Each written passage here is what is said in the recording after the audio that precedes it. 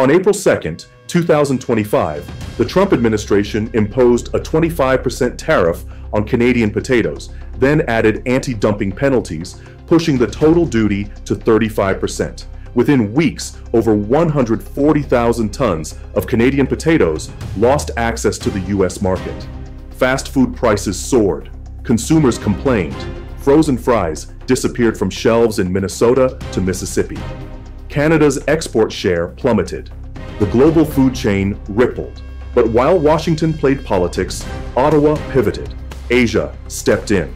The trade map shifted. What happens when a French fry becomes a geopolitical flashpoint? For decades, potatoes symbolized one of the quiet successes of North American trade. From Prince Edward Island to Alberta, Canadian farms shipped hundreds of thousands of tons of potatoes each year into the United States. Fresh, frozen, processed. These shipments powered grocery chains, fast food giants, and school cafeterias. The potato supply chain was seamless. Canada grew, the U.S. consumed. American distributors benefited from stable pricing and consistent quality. Canadian farmers gained predictable revenue. Cross-border infrastructure, customs lanes, refrigerated warehouses, trucking corridors was built to keep potatoes moving 365 days a year. Frozen French fries became the beating heart of this arrangement. By 2024, over 90% of frozen potato imports into the U.S. came from Canada. The trade was efficient, reliable, and deeply integrated until it wasn't. Signs of friction first surfaced in late 2024. American potato growers in states like Idaho and Washington began voicing concerns over market share. They accused Canadian producers of underpricing, alleging unfair government support and dumping practices. Conservative lawmakers amplified the claims, framing Canadian potatoes as symbols of foreign manipulation, undermining U.S. agriculture. Then came the political flashpoints. Tensions over USMCA enforcement, disputes at the WTO, and rising election year rhetoric. The Trump administration saw an opportunity. Protecting domestic farmers played well in rural swing states, and potatoes were an easy target. Mundane, essential, and quietly powerful. When the tariff announcement hit in April 2025, it stunned both markets and governments. What had once been a textbook case of agricultural integration was now a battlefield. Trust unraveled, logistics froze, and in a matter of days, a bin of frozen fries went from a fast food staple to a geopolitical casualty. The U.S. strikes first. On April 2nd, 2025, the Trump administration dropped a tariff bomb that few in the food industry saw coming.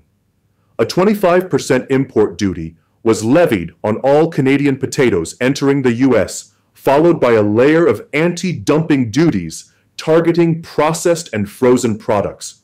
For many shipments, the effective tax rate hit 35%, a seismic blow for a commodity that feeds America's fast food chains and family tables alike. The justification? Washington claimed Canadian producers were flooding the U.S. market with artificially cheap potatoes, bolstered by provincial subsidies and loose regulatory enforcement. U.S. growers, especially in Idaho, North Dakota, and Maine, had lobbied for years to curb what they called unfair imports. But until 2025, the political risk of upending a vital food supply chain had always outweighed the rhetoric. Now, in an election year, the calculus had changed. Trump officials framed the move as economic patriotism. "This is about protecting American farmers," said Secretary of Agriculture Tom Vilsack. "Canadian producers have gamed the system long enough. We're rebalancing the field." Behind the scenes, the story was more complex. Conservative strategists had identified rural swing states where potato farming is big business as critical to the campaign. The tariffs were more than policy. They were a message. We're on your side. But the immediate consequences were brutal. Within weeks, over 140,000 metric tons of Canadian potatoes were effectively blocked at the border. U.S. buyers scrambled to find alternative suppliers. Domestic stockpiles ran thin. Fast food chains like McDonald's and Wendy's reported fry shortages in the Midwest. A $3.50 order of fries quickly became a $5.25 luxury item in some areas, Retailers raised alarms, logistics firms faced delays, and food inflation, already running hot, spiked another 2.7% in June 2025, largely attributed to produce shocks. Importers and restaurants weren't the only ones blindsided. Schools, hospitals, and food banks, all heavily reliant on frozen or pre-cut potatoes, faced purchasing shortfalls and cost hikes. In some states, cafeterias reduced servings or cut potato-based menu items altogether. Still, the administration held the line. "Short-term pain for long-term gain," said a White House spokesperson. "Canada needs to play fair." Critics weren't convinced. Trade groups warned that the disruption could have long-term effects, not just on prices, but on trust. Analysts began comparing the potato move to the 2018 to 2019 steel tariffs, another episode where protectionism had unintended consequences. But unlike steel or semiconductors, potatoes were personal. Americans weren't just seeing higher costs, they were seeing empty fryers and smaller portions. And in border towns like Bellingham, Buffalo, and Detroit, where Canadian trucks once crossed daily with fresh produce, the silence was deafening. Canada's counteroffensive Ottawa wasted no time crafting its response, but instead of shouting into microphones, Canadian officials followed a playbook of precision, speed, and international leverage. Within days of the U.S. tariff announcement, Prime Minister Mark Carney convened an emergency cabinet meeting. The strategy: diversify, deflect, and deploy new markets before the damage took hold. First came the export pause. Canada temporarily suspended outbound potato shipments to U.S. buyers who couldn't guarantee price protections or tariff exemptions. The message was clear: trade must be reciprocal and profitable. Then came the pivot to Asia. In less than 2 months, Canada signed over 1.6 billion Canadian dollars in fresh export agreements with Japan, South Korea, and Indonesia. These deals included frozen fries, dehydrated flakes, and processed potato products, exactly the items targeted by U.S. duties. Provincial leaders in Prince Edward Island and Alberta celebrated the moves. "We're not just defending," said PEI's agriculture minister. "We're expanding." Simultaneously, the federal government ramped up support to the domestic sector. A $420 million transition fund was announced to help producers retrofit facilities, build new cold storage, and develop Asia-specific packaging. Trade delegations flew to Seoul, Tokyo, and Jakarta. Canadian branding campaigns launched in Mandarin and Korean, touting quality, sustainability, and reliability. The effects were swift. By June, container traffic at the Port of Vancouver jumped 14% year over year. Cold logistics firms in British Columbia doubled shifts to handle the rerouted inventory. Japan's Aeon grocery chain launched a line of pure North Canadian potato products, drawing headlines across East Asia. Meanwhile, Carney took the diplomatic fight to the global stage.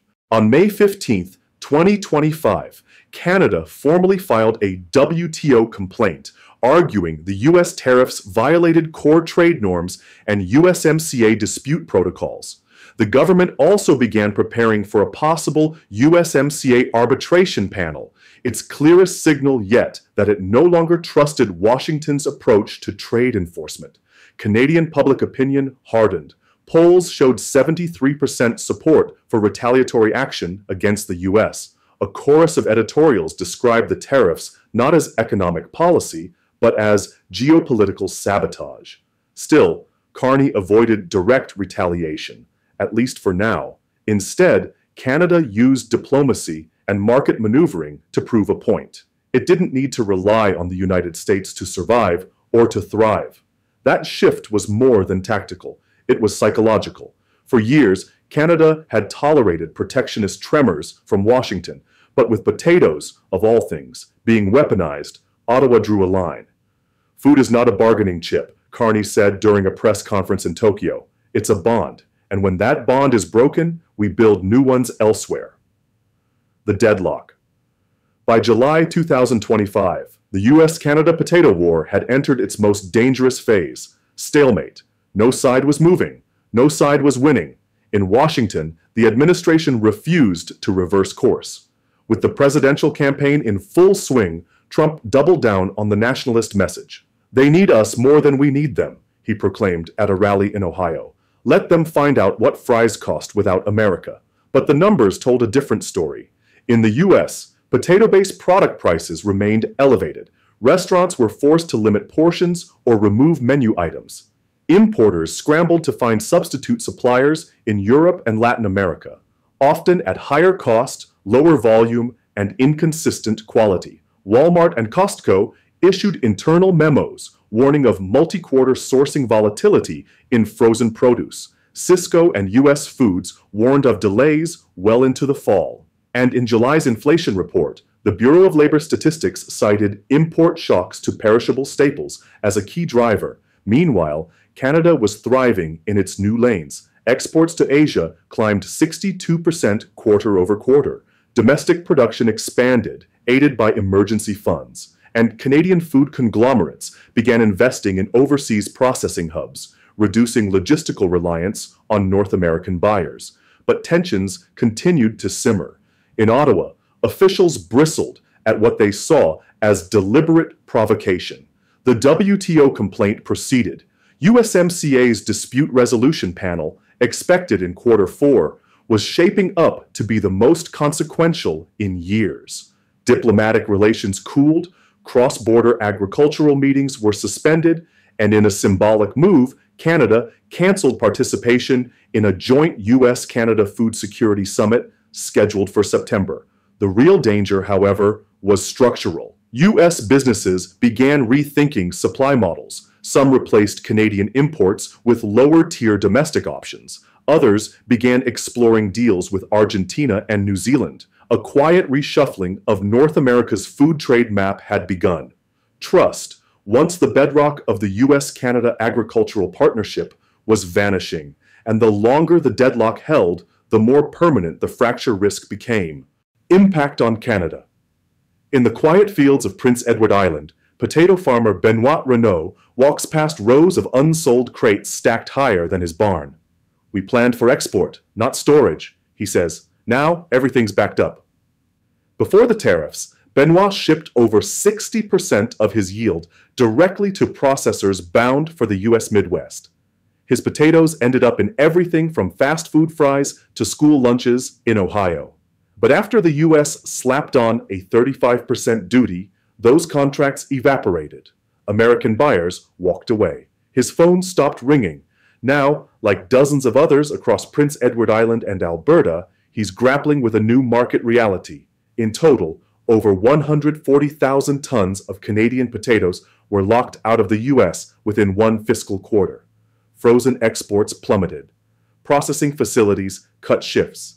Farms scrambled to redirect products to domestic use or Asia-bound shipments, moves that required new packaging, new certifications, and costly overhauls to cold chain logistics. The Canadian government moved quickly, offering $420 million in emergency assistance. But many in the industry saw the support as a tourniquet, not a cure.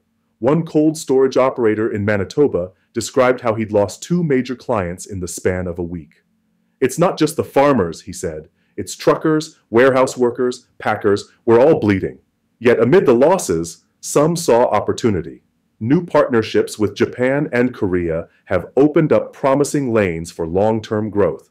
Canadian branding in Asian markets surged, but it didn't come without growing pains. The transition required adaptation, marketing, language translation, legal reviews, and above all, time. For now, producers like Benoit remain in limbo.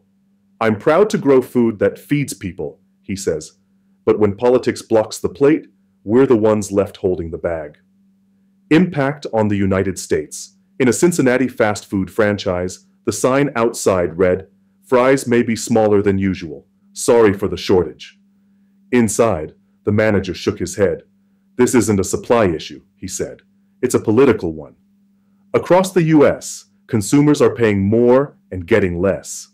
According to the National Restaurant Association, the average cost of a fast food fry portion jumped from $3.50 to over $5 between April and July 2025. In colder states like Minnesota and Maine, where local harvests are limited in winter, prices spiked even higher, but the issue cuts deeper than cost.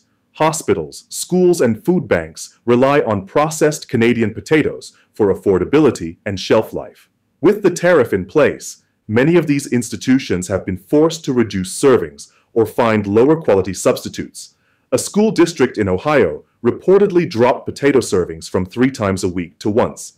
In Texas, a children's hospital restructured its dietary plan to accommodate supply gaps. Meanwhile, U.S. distributors and wholesalers are feeling the squeeze. Large-scale importers like Sysco and U.S. Foods have reported multi-million-dollar losses due to canceled contracts and emergency sourcing efforts. Domestic alternatives exist, but not at scale. U.S. potato growers can't match the volume, consistency, or pre-processing capacity Canada once delivered. And it's not just food service. The ripple effects are hitting truckers, packaging firms, and even retail workers. In Idaho, the surge in demand has overwhelmed packing lines, leading to burnout and quality complaints. "We're not built to do this alone," said one processor. That's why NAFTA existed. Now, with USMCA relations strained and WTO challenges pending, businesses fear the worst.